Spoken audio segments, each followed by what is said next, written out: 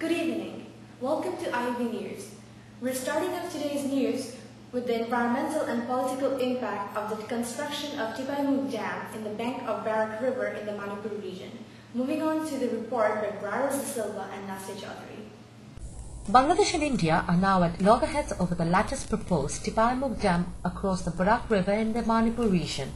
The dam will be 390 meters long and 162.8 meters high.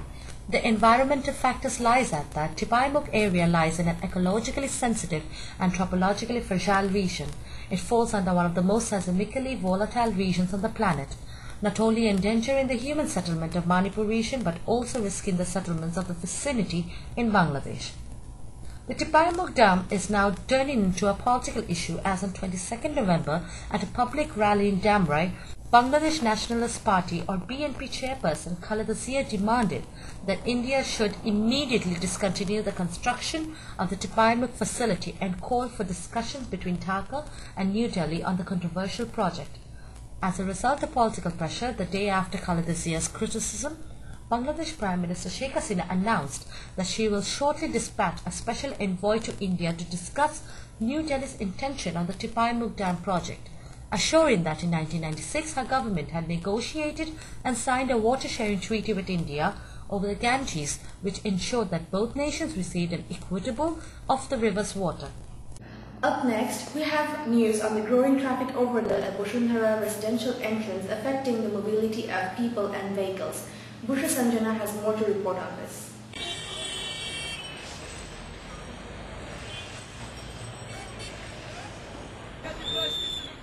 Ten years back, the city had sufficient road for its dwellers. Now in rush time, it's almost a nightmare. Being the capital and with our centralized system, Dhaka is attracting people from all over the country. This constantly increasing number of people is putting pressure on our transportation system. Well, I'm just buying some material from my project. Do you frequently traffic jam face for it?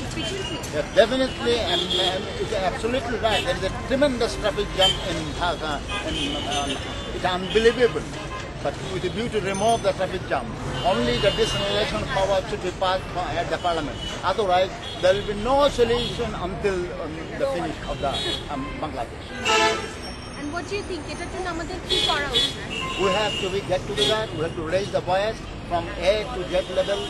We have to raise the voice, and we have to go to the government so that the parliamentarians they should knock their brain and they should raise this problem issue at the parliament. And alhamdulillah, and ultimately the desalination power of law should be passed, and the Dhaka city will be very much clean, and all the students and the general public can move very freely and nicely.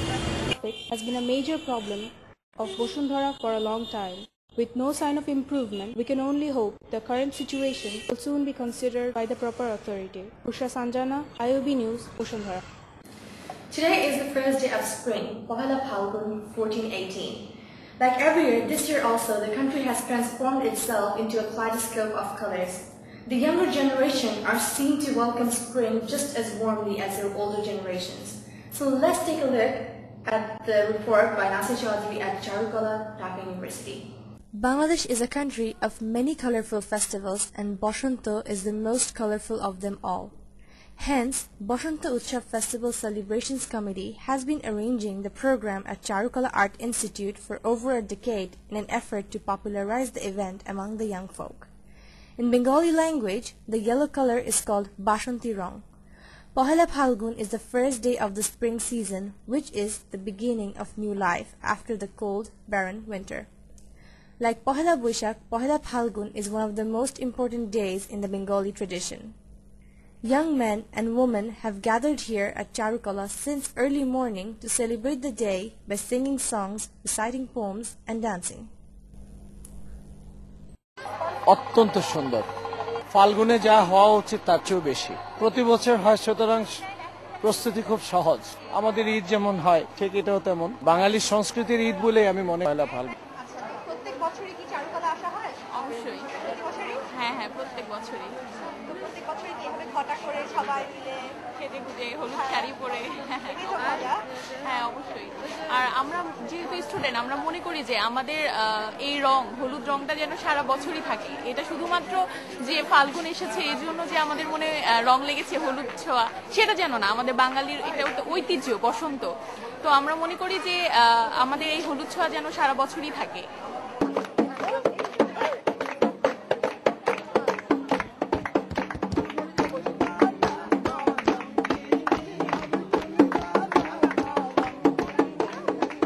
Although the celebrations of Pohela Falgun has undergone many changes over the past few years, the true essence of this day still remains the same. The younger folks not only consider this day to be the harbinger of new hope and new life, but also considers it as a new beginning just the way our older generations did. So let's hope together we can celebrate this day with a lot of zest, a lot of zeal, and a lot of vigor.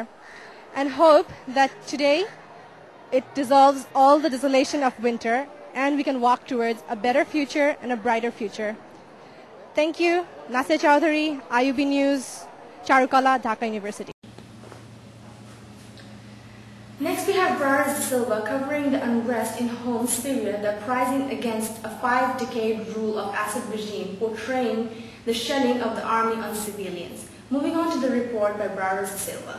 The biggest applies to Homs right now is the city entirely isolated, surrounded with all types of tankers, machine guns, and snipers all around, pounding the city. Since spring 2011, the Syrian government deployed the Syrian army to quell the uprising, and several cities were besieged through the unrest continued. According to witnesses, soldiers who refused to open fire on civilians were summarily executed by the Syrian army. It is that state that there is no place left to bury people, hence they bury them risking their lives at night, as we see in the clips. There are no supplies in Homs anymore, isolating the city from the world. As they say, that if rocket shelling doesn't kill them, hunger and lack of supplies will. As we see the death toll there, starting from 6,051 to 6,888. And after the entire roll, according to UNICEF, the number rose to 12,000. The city has no contact with the world. Even when the shelling stops, if they are lucky, they will surely kill them. There were mass graves made in houses where they are dumping the bodies, and every person alive there is waiting for the death as Assad's regime takes its toll of people's life. 400 children were tortured to death. As an activist says, not even animals can do that. The 2011 to 2012 Syrian uprising is an ongoing internal violent conflict in Syria. It is part of the wider Arab Spring, a wave of upheaval throughout the Arab world. Public demonstrations against the Syrian regime began on 26 January 2011 and quickly developed into a national-wide upswing. Reporting live, Browers de Silva, IUB News. And now we have a breaking news for sports by Rifat Noor Atik. Cricket. Pacer Shafiul Islam initiated an early blow from which Basil Banners failed to recover and consequently suffered their first defeat at the hands of Khulna Royal Bengals in the Bangladesh Premier League T20 at the Sherbanga Micro Stadium. West Indies batsman Devon Smith won the Man of the Match award for his unbeaten 41 balls 58, which helped Saqib Al Hassan's Khulna Royal Bengals sail to an easy 7-wicket victory. Bershaw's 125 all out with 131 for 3 and 16 balls to spare. Looking good. Mustard has to go when the fire raises the... Football. The new football team Sheikh Jamal, after winning the Federation Cup 2012, they are now ready to give their best in league tournament. But for the first time, a shocking news happens in Sheikh Jamal football team. They have suspended their main coach Titu without any notice and reason. This news also made a great effect to another coaches, which was forced them to give their resignation. In that case, their ex-goalkeeping coach, Mr. Atikur Rahman, said us that the coach suspend system, it is very simple thing in our country football. Not only our country, it is all over the world. But in Bangladesh, it is too much. Football is a game of teamwork. Management, players, officials, coaches, all related persons with the team should be work together. Rifat Noor Atik, IUB News, Dhaka. And lastly, the in-campus news of Independent University Bangladesh, which is co-covered by G's Motion Pictures for disposable glass management in the campus of IUB, in effect of its function in waste control. Moving on to the report by staff reporter Sabir.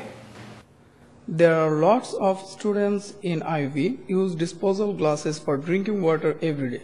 But the question is how these glasses disposed. না actually এগুলো refine করে আমাদের clear আছে তারা একদম সরাসরি ডাস্টবিনে ফেলা হয় এগুলো এবং আমাদের যে নতুনগুলো এইভাবে গ্লাসগুলো আসে সম্পূর্ণই আমাদের নতুনভাবে আসে এগুলো রিফাইন করা হয় না এগুলো সরাসরি ডাস্টবিনে ফেলা আমাদের ক্লিনার আছে এই ক্লিনারগুলো সরাসরি ডাস্টবিনে ফেলা হয় এগুলো